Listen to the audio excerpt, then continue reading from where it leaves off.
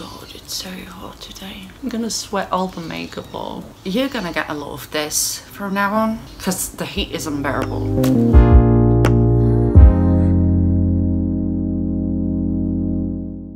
Well, hello there, welcome back. Today's video is a very exciting one for me, because growing up, one of my favourite things to read were vampire books. I absolutely love vampires. Growing up, I read a shit ton of vampire books, and that includes some very shitty and questionable ones. So imagine my delight when I found recently a bunch of books with polyamorous vampires. That's hot. I was ecstatic. If you're new around here, hi, this is The Quest for the Best, which is a series on my channel where I talk about books with polyamory in them. I usually pick around 4 or 5 books with polyamory representation in them and do a reading vlog. The videos usually have a theme. I say videos because there's been 2 of them out so far. This is the 3rd one. Anyway, yeah, the videos usually have a theme, so it's either like a genre or a trope or a format, and this one is of course books with polyamory in them that also include vampires. Oh, I'm so excited for this. And the books that I chose for this specific vlog were Hunger Pangs, True Love Bites by Demorra. This book follows a vampire and a werewolf and a woman that I am not sure where she is. I don't know much story-wise, but I've been following this author ever since she first had the idea for Hunger Pangs. It all seemed very nice for me. It's polyamorous, there's disability representation, the author is disabled herself, and it just looks really cool. I love this cover. The second book is Sacrifice by Katee. This is a reverse harem novella. I've never read any reverse harem, I don't think, and I do know that there's some discussion in non-monogamous circles over whether or not reverse harem counts as polyamory at all. I still don't have a fully formed opinion on this because again, I haven't read any reverse harem before, but I would say that at least as of right now, as long as the main character doesn't have to choose between any of the people who are interested in them, then it does count as polyamory, because non-monogamy and polyamory are terms, kind of like umbrella terms that we use for any type of relationship that doesn't really fall into monogamy. So if someone has a relationship with a bunch of people, even if those people are not having relationships among themselves, that counts as polyamory. Then we have Soulmates by Liv Rancourt. This follows a vampire who's hired to be a bodyguard to the son of the werewolf political authority. Takes place in the US, if I'm not mistaken, so like real world, except with supernatural creatures and whatnot. The werewolf in question is a party animal, no pun intended, and he's actually going to spring break, which is why he needs a bodyguard, being that he's an important person. The bodyguard vampire apparently had a partner years ago who died, but apparently he's also dead, so things go from there. It's a romance. It's quite long, it's like 400 something pages, I think. And the last book I'm gonna read for this particular vlog is one that I am extremely excited about, and that is A Dowry of Blood by Gibson. This is a retelling, or rather a reimagining, of Dracula's brides. It's told in second person by one of the brides, I believe the first one, and she talks about her abusive relationship with Dracula himself, as well as her actual good relationship with the other brides, one who is female and one who is male. But the one thing I keep hearing the most about this specific book is that the writing is absolutely gorgeous, which I'm 100% here for. I adore flowery writing. Like, beautiful writing is literally everything to me.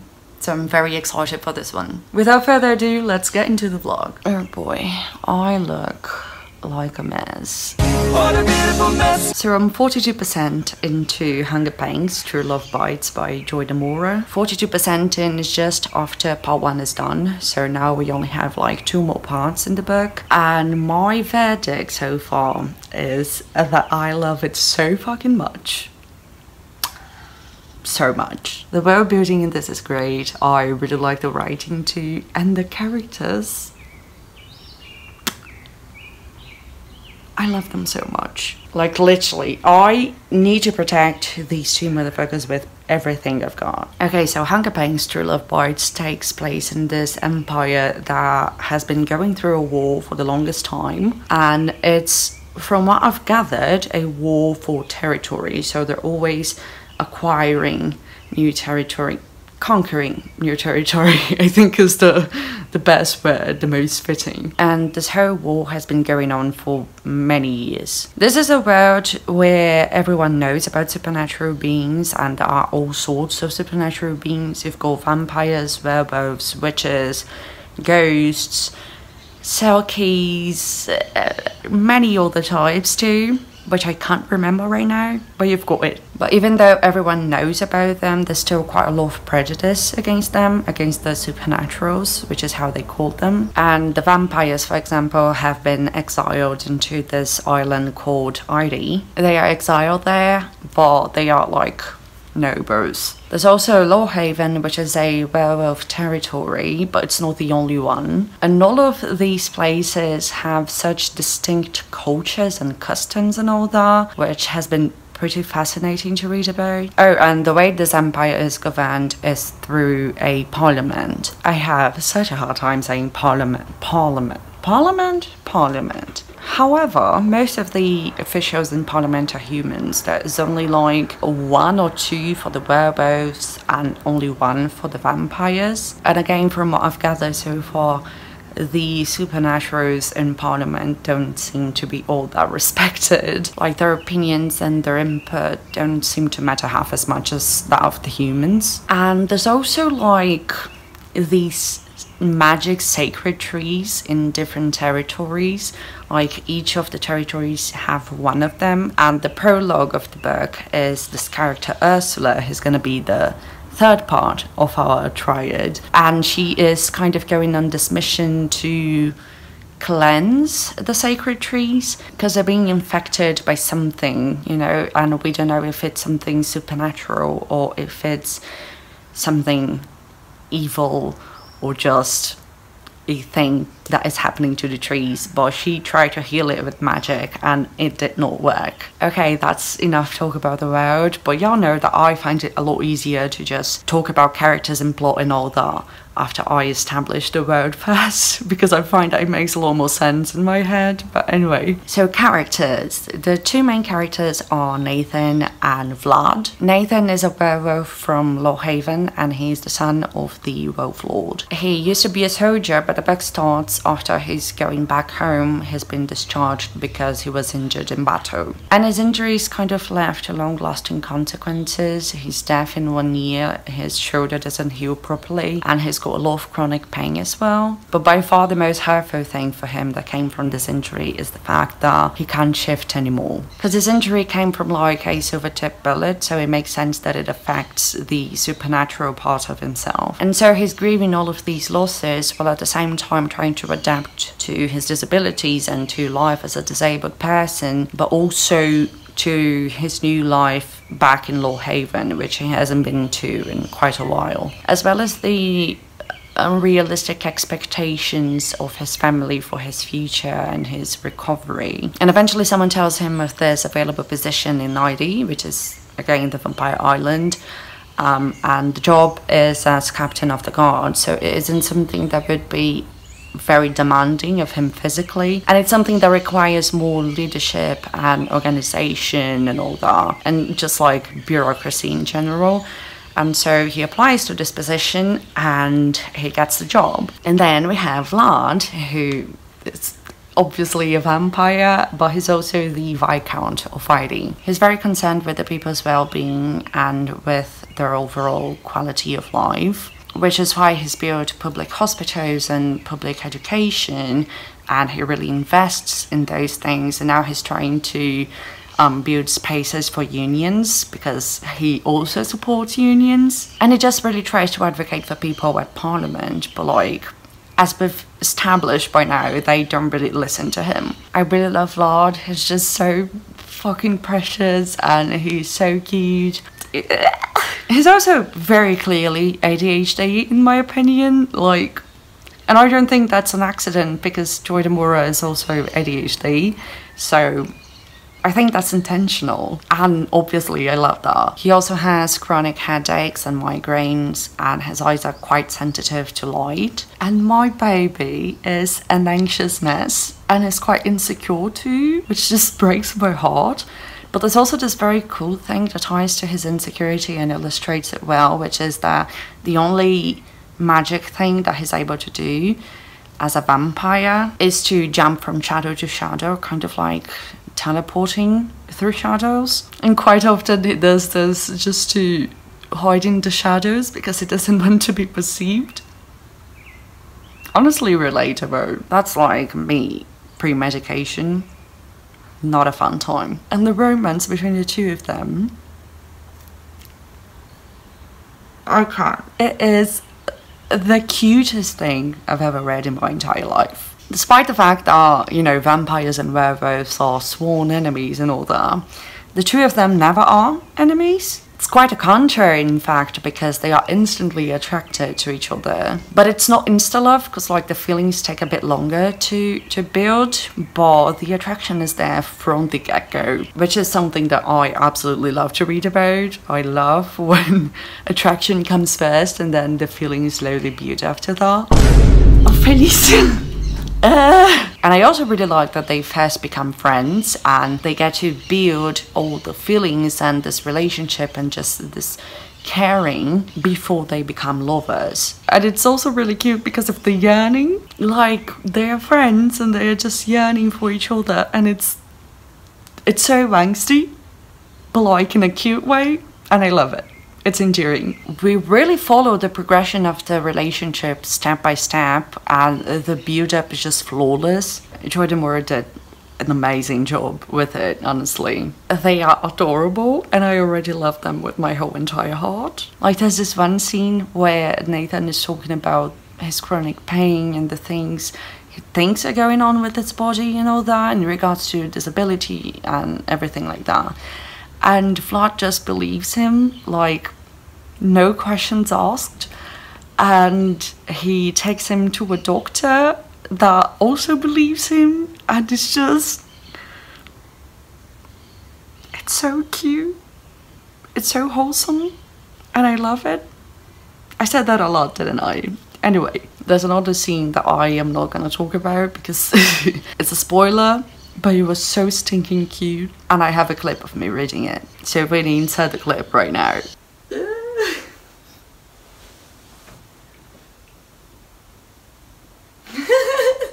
I know! I know! Oh, meu Deus! Stop. Ai, eu não acredito! Ai, que fofinho!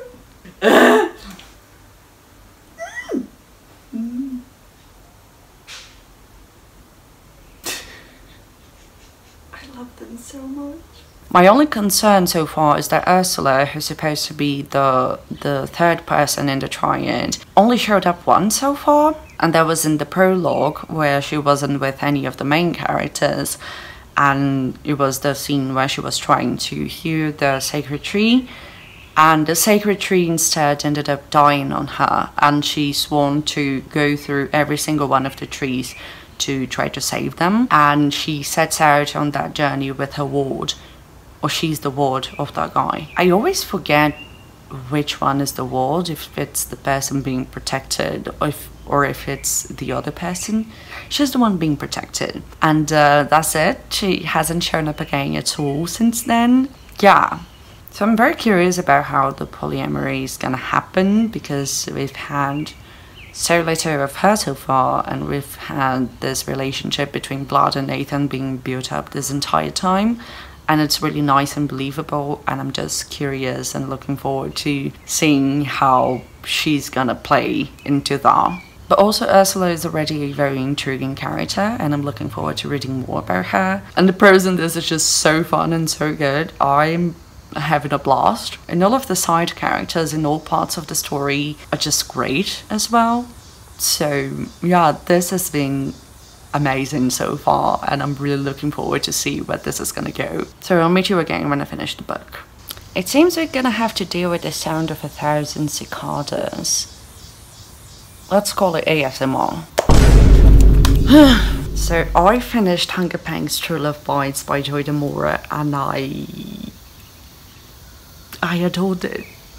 That's a lot. That's a lot. I love Nathan and Blood with my whole entire heart, and I'm gonna protect them at all costs. This is just the perfect romance. The writing, when I say the writing, I mean the prose. The prose is super funny, and the characters are all amazing and complex and fun. Even the side characters are good. Like, I love all of them, and I love this world. And I'm so curious to know more about this. And the disabled representation too is just amazing. That's not to say I don't have any complaints, because I do have a couple of them. And the biggest one has to be that Ursula doesn't show up that much, honestly. She shows up in the prologue and then in the first chapter of part 2, and she only actually shows up in part 3, and that's when she meets the other two main characters. And the polyamory is just barely starting in this one, because it turns out that this is only book 1 in a series, which I didn't know. And I only found out because I went on Goodreads to mark this one as read, and beside the title of this one it said Hunger Pangs #1.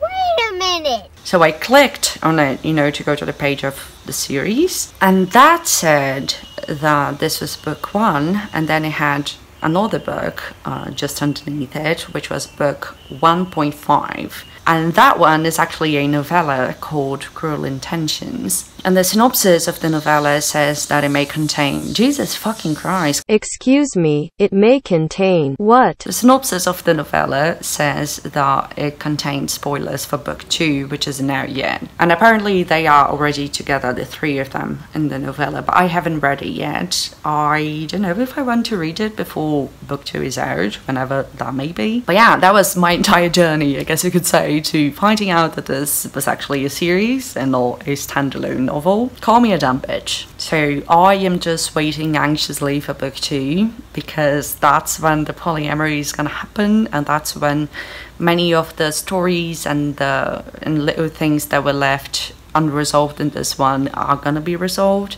So I'm just very excited, because I love these characters so much, and the little tiny hint of polyamory that we have in this book was already just... All of that being said, Ursula is already a great character. Even though she showed up so little, she is already very interesting and very complex, and you really know a lot about her despite her showing up so little. And there are certain revelations about her that really got me off guard, to be quite honest. Very interesting. Very interesting. Other complaints are that there is one specific chapter near the end that is quite exposition heavy, and I would say that the ending in general was a bit rushed, and I can see some people considering it a bit anticlimactic, plot wise. But there's an author's note. Let me just find it on my Kindle so I can read it to you. For context, Joy Demorra set out to write this book at a time where her health was doing very poorly, and it was in constant decline, and she thought she was gonna die anytime. And this is something that she kind of wanted to give back, to the world and the people who supported her, and she thought that it would be published posthumously. And in this author's note she writes, I wanted to give you everything I had left, and everything I had left was thanks. A queer, disabled-centric, polyamorous love story where the monsters are loved and triumph over adversary not because of the physical strength or the supernatural prowess, but because of their capacity for kindness. And I feel like that energy really encapsulates the ending of this book. It's not about huge magical fights going on and things about physical strength and all that. No, all is done through kindness and, their wits, and just everyone trying their best. And I think that's kind of beautiful, to be quite honest with you. I think that's something very empowering and all that, and something just very wholesome as well. And I really loved it. I thought I would point it out to you, because I know that many people get turned off by that kind of stuff, but it doesn't personally bother me, is what I'm getting at. Like, one of my favorite books of all time has an ending that many people describe as anticlimactic, but I just really fucking love it, and I think it fits the themes of the story well, and I would say that the same goes for this one. So yeah, none of those last few complaints really bother me all that much, but I thought I would let you all know. Now, getting out of the complaint section, the smut was really fucking good. Joy Demorra actually made 2 separate editions of this book. That's 4. She made 2 separate editions of this book. The one that I have is called the Flirting with Fangs edition, which is this one with the pink cover. This one has explicit smut. And then we also have the Fluff with Fangs edition, which is this one with the blue cover. And in this one, all of the sex scenes are kind of fade to black, so you don't have any explicit content. I obviously picked the one with the smut because, I mean, I'm a hoe. And it was great smart. It was great smart. Ooh, ooh, ooh, ooh. My boys are getting kinky. Anyway, I've talked about this for long enough. I really fucking loved it, okay? And I gave Hunger Pangs True Love Bites by Joy Demorra 4.5 out of 5 stars. I only took 0.5 because of the complaints that I had. But yeah, 4.5 out of 5 stars. I loved it. Highly recommended. Now, I think the next book I'm gonna read is Sacrifice. And I'll be back whenever I have updates on that one.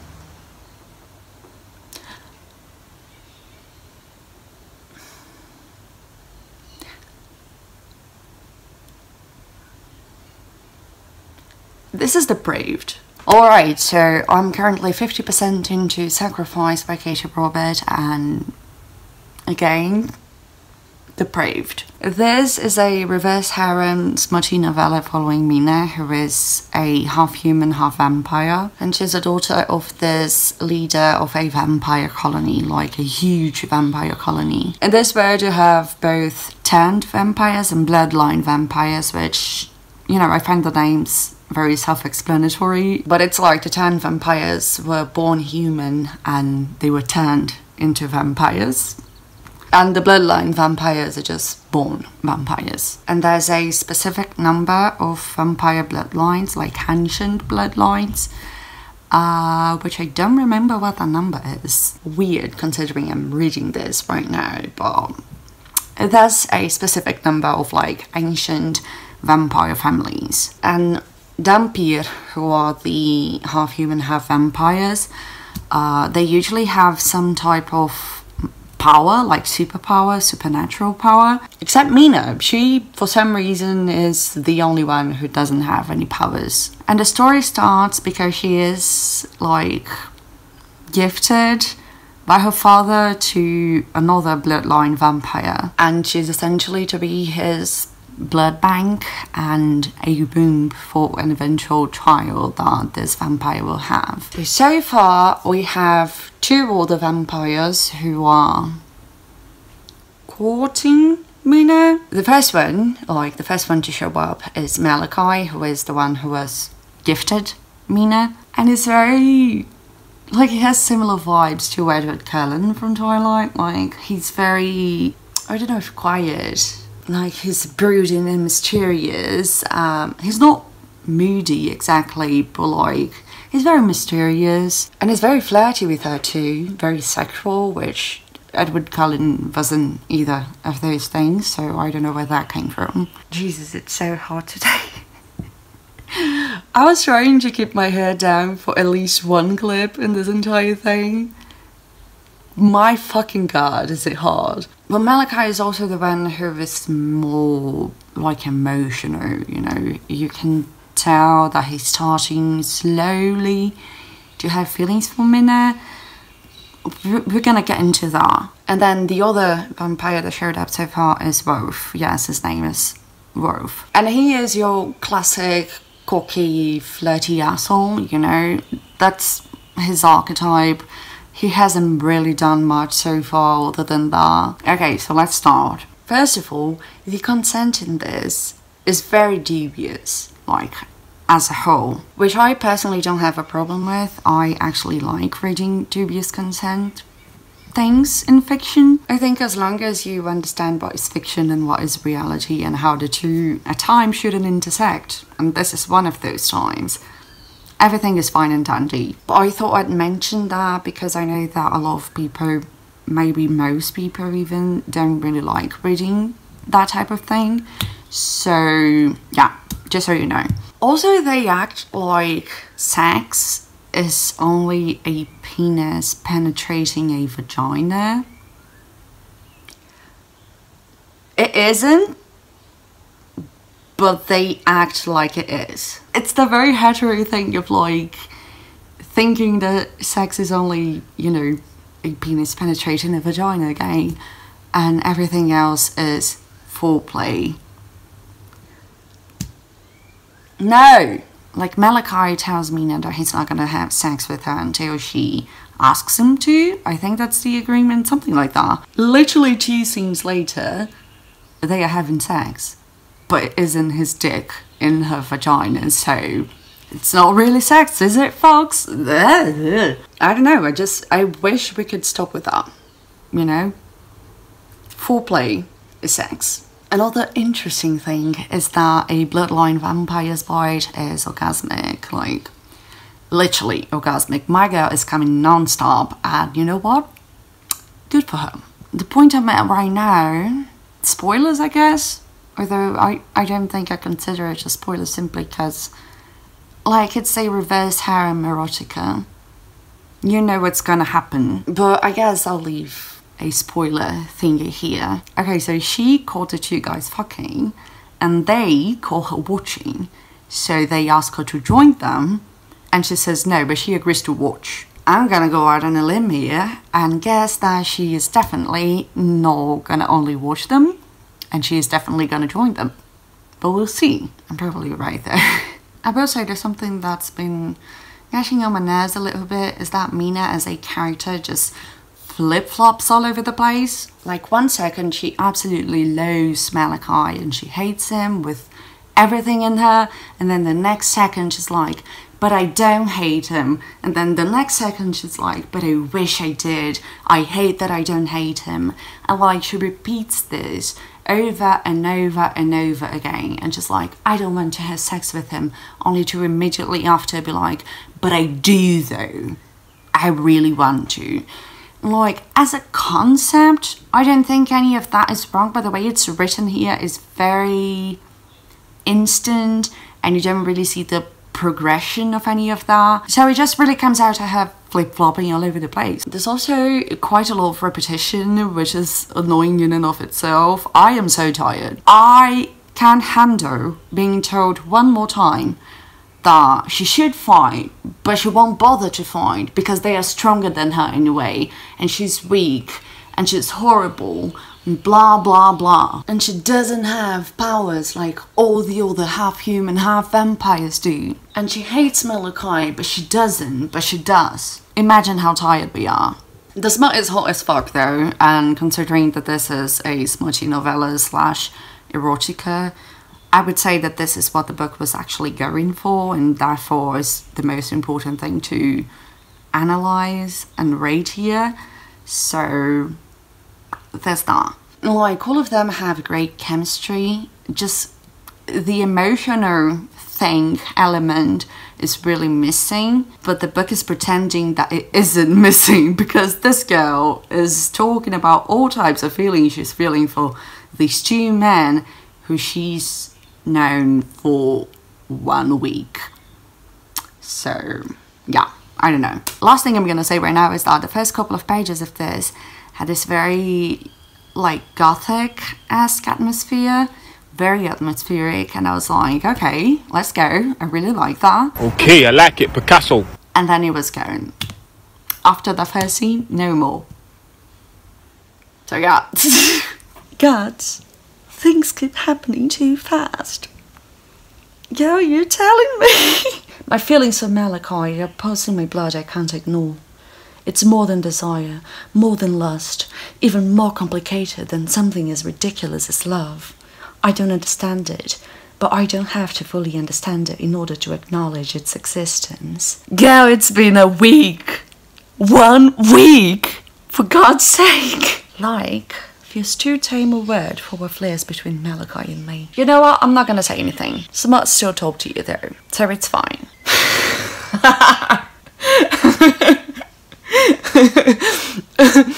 I'm sorry, spoilers, I guess. Oh god, I have to read this. We do that by boosting Mina's power with our blood, and then making her come so hard, it overrides the blocks in her mind. Ma'am. Hi there, so as you can probably see by this attire, I just filmed the intro to this vlog. Got my hair up now, because it's just very hot, and I was sweating my ass off. But other than that, I am finally here to update you on my progress on Sacrifice by Katee Robert. And the update is that I finished it. What I have to say is, this is the best. Thank you, Jesus. Listen, I could talk to you about the characters or the plot or whatever, but honestly, doesn't really matter. This is smart through and through. I don't mean that in a bad sense, by the way. The smart was fucking hard. It was honestly god tier. If you enjoy reading dubious consent, that is. If not, I would say just steer clear from this one. Oh, and a third vampire shows up. He's Malachi's ex. And he's a douche. Yeah.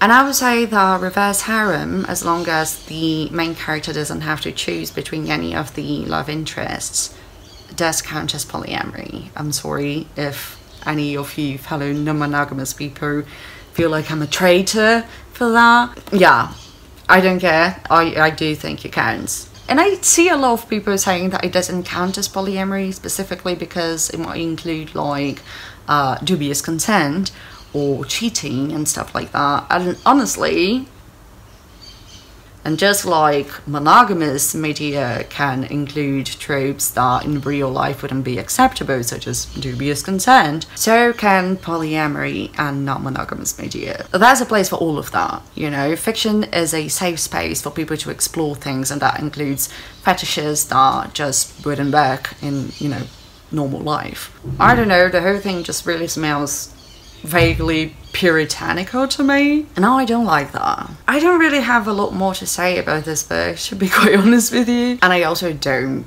know how to rate it, because here's the thing, plot, character, world building wise, it's a bit of a mess, but the smut was 5 out of 5, and I think that's more what the book was going for. Right now I would say that I'm tentatively rating this at 3.5 out of 5 stars, but I'm gonna give you my final rating by the end of the video, so stick around for that if you're interested at all. Okay, now let's just get into the next book. Hi, it's been a long time. Well, it hasn't been a long time for you because you're just watching the same video, but it's been a long time for me. 15 to 20-ish days to be more precise. My original plan was to post this vlog on Halloween, which clearly didn't happen. I had to put this entire thing on hold because the October pick for the Feminist as Fuck book club, which is my friend Rachel's book club, was Iron Widow, which is my most anticipated release of the year. But not only that, I was one of the guests for the live show, which happened on November 6th, I think. Yeah, November 6th. So I had to pause this so I could read Iron Widow to go on Rachel's live show. But not content with that, as soon as I finished reading Iron Widow, I just started rereading it because it was so fucking fantastic. And then I fell into a reading slump because my heart was just 100% Iron Widow. I have nothing to say in my defense, honestly. That book was just so damn good. But anyway, I'm back now. Hi. Hey, hello. Okay, I'm currently around halfway through into this book, Soulmates by Liv Rancourt, and I'm not sure how I feel about it. I'm not particularly attached to any of the characters, but I like them enough, I suppose. I think my biggest problem with it so far is that I'm not really connecting with the writing style. I've been trying to think of a less controversial way to describe this, but I couldn't come up with anything because, as you probably realize by now, I'm not the best at describing things. So please, for the love of God, don't take what I'm gonna say in bad faith, okay? Okay. The writing in this is the stereotypical indie romance writing.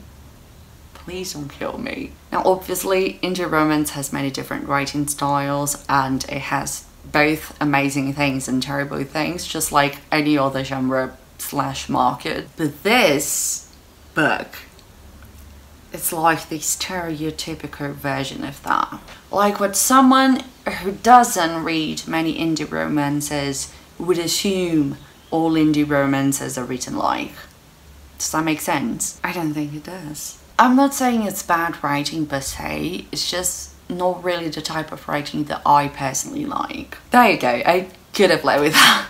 All of that being said, I'm enjoying this. We follow a vampire named Trajan, and his sire got him to be the bodyguard of a werewolf, and this werewolf is David, who is the son of the highest werewolf politician, basically. At the start of the story, Trajan is still quite depressed after his lover died a few years ago.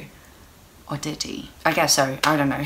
I think my thing with this book is that I like all the ideas, but I don't necessarily like the execution, precisely because I'm not connecting with the writing 100%. I like the kind of opposites attract, dislike to love between Trajan and David, but I do feel like the actual feelings were a bit sudden and out of nowhere. I don't necessarily mind that the feelings started quickly, but I do mind that I didn't get to see the progression of them. Like the insta-sexual attraction and the wanting to bone from the start, that I understand without requiring much explanation, because feeling sexually attracted to someone, physically attracted to someone, isn't really something that requires much explanation. Like, you think they're good looking and you like to fuck. Okay. Feelings just require a little more, right?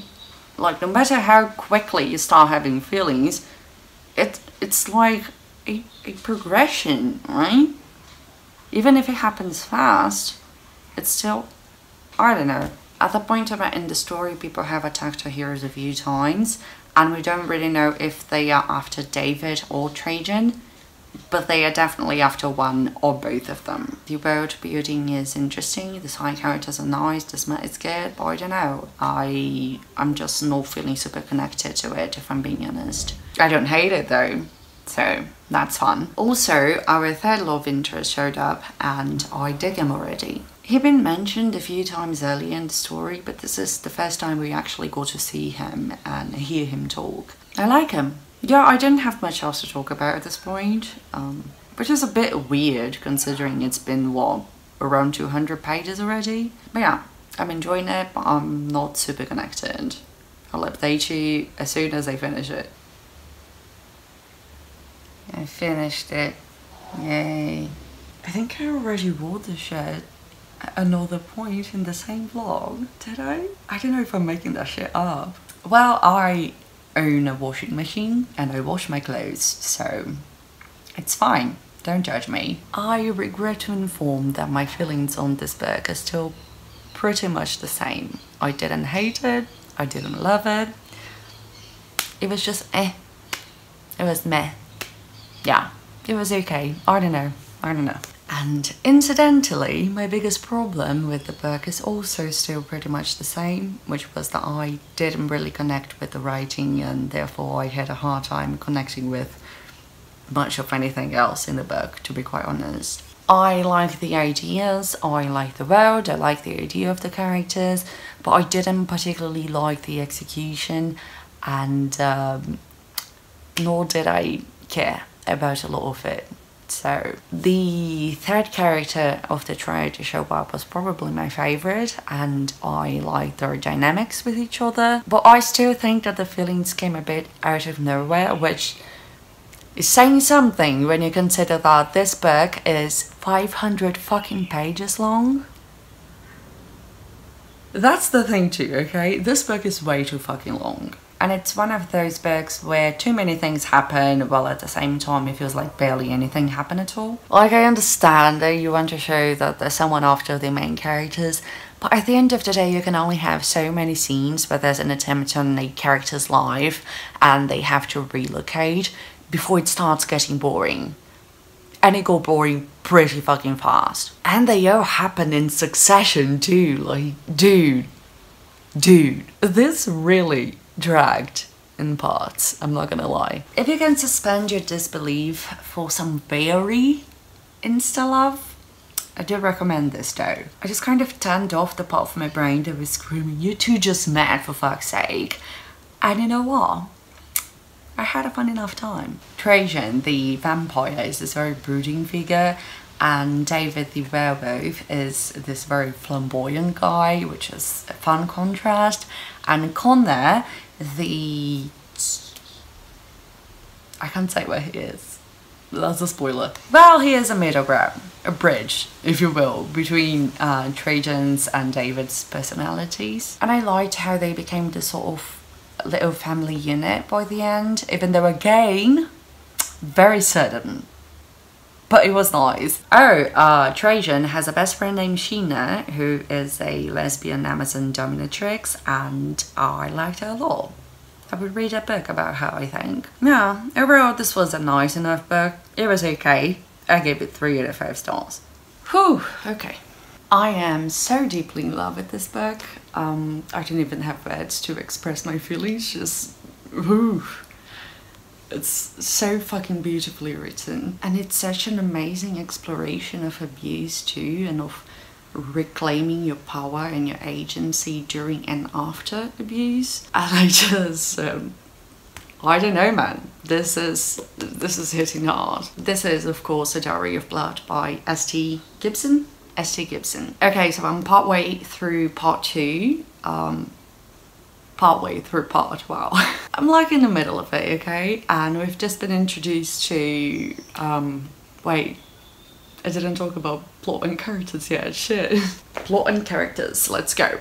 This is, as I said before, a reimagining of Dracula's Brides, and it's told by one of them, Constanta, in second person, kind of like a letter that she wrote to him after his death. And she does it as an exploration of their relationship, and so that she can understand the whole thing better now that she is a bit more removed from it. And the polyamory is between Constanta and the 2 other brides. It's also with Dracula, but like he's an abusive piece of shit, so we're not counting him. Constanta was just a peasant girl from this village in Romania, I believe, and she had a family and she had another name. Their village was raided, everyone was murdered, she was left for dead, and Dracula found her as she was dying. So he turned her, named her Constanta, helped her get revenge on the raiders, and then made her his wife, which is, you know, the natural course of things. That's how all best relationships start, isn't it? The thing is, he isolated her completely from the outside world, and he made her entirely dependent on him. He made her strive for his approval at all times, and concerned with trying to appease him at all times, and many other abusive things. But it all builds slowly, so when she realizes what's happening, she's already in too deep, and she loves him and she's thankful to him, and she thinks she owes him something, so it's very complex. So we follow them as they have to move to other countries, and as Constanta discovers more and more about her husband. It's amazing. This is easily some of the most beautiful prose I've ever read, and it just pulls you in more and more as it goes on. It's fantastic. Okay, let me give you a little taste. There's this one passage that really stuck with me, and it's not necessarily the most beautiful prose in the book. Like, there are other passages that are more beautifully written, but this one really got me. It just hit me straight in the heart. So for context again, this is written in second person to Dracula, but he's never named in the entire novel. Here's the passage. My lord, my liege, beloved, king, my darling, my defender. I had so many names for you in those days, my cup of devotion overflowing with titles worthy of your station. I used your name too, the one your mother had given you, but only in our most intimate moments, when I comforted you during your rare displays of weakness, or made a vow to you as a woman, as a wife. But I am not your wife anymore, my lord, and I don't think you ever truly saw me as a whole woman. I was always a student, a project, an accessory in the legal and decorative sense. You did not let me keep my name, so I will strip you of yours. In this world, you are what I say you are, and I say you are a ghost, a long night's fever dream that I have finally woken up from. I say you are the smoke wisp memory of a flame, thawing eyes suffering under an early spring sun, a chalk ledger of debts being wiped clean.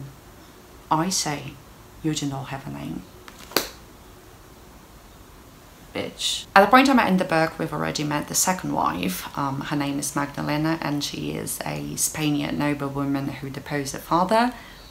Very girl boss of her. She's politically very smart, she's great with diplomacy, and she values her freedom above all else, and I just adore her. I love the relationship that's blooming between her and Constanta, and all the moments and the experiments that the two of them share, and just how different the two of them are from each other. Like, they are very much polar opposites. I don't really have anything else to say right now other than I love this so fucking much. So I'm just gonna go back to reading, and then I'll come back when I'm finished with it. After over a month, I finally finished A Dowry of Blood by Gibson. That makes it sound like I didn't like it, but it's quite the opposite, really. I adored it, but it's heavy made, like, emotionally speaking. I was devastated. So like I said before, this is an exploration of abuse and how insidious it is and how it feels to be stuck in it. But it's also about slowly reclaiming your agency and reclaiming yourself, really. And it's fantastic. The characters are all amazing, and I just love Constanta and both of her love interests, Magdalena and Alexei. So I didn't mention it before, but it's Alexei is the other bride. What is the male form of bride? Groom? I think that's it. They were all incredibly well written and very different from one another, and it was very interesting to see how differently they reacted to Dracula's abuse. The book also does a fantastic job at showing us how the abuse starts and how it builds up slowly and why it takes us so long to notice what's really happening. And by consequence, it shows us how and why it's so hard to get out, and just it's so good. The writing in it is just I think I said it before, but this is probably the most beautiful prose I've ever read. Like, the writing alone made me emotional at times. It was wild. I just have to admire how S.T. Gibson strings words together, man. Like, truly an artist. And I'm not gonna spoil anything here, but I also loved the ending, and I loved the thematic conclusion that love requires freedom. That's not the only conclusion of the book, don't worry, but it's one of them, thematically speaking at least, and it's one that hits really close to home to me. Constanta, Magdalena and Alexei just had my heart. I love the three of them, both as individual characters and as a triad. Also, the audiobook for this is really good too, I recommend it. Anyway, in case you didn't notice, it was easily a 5-star read, and I highly recommend it. Okay, so a quick wrap up so we can close this vlog, because Lord knows it's taken too much time already. I wanted to post this in Halloween. It's December 31st.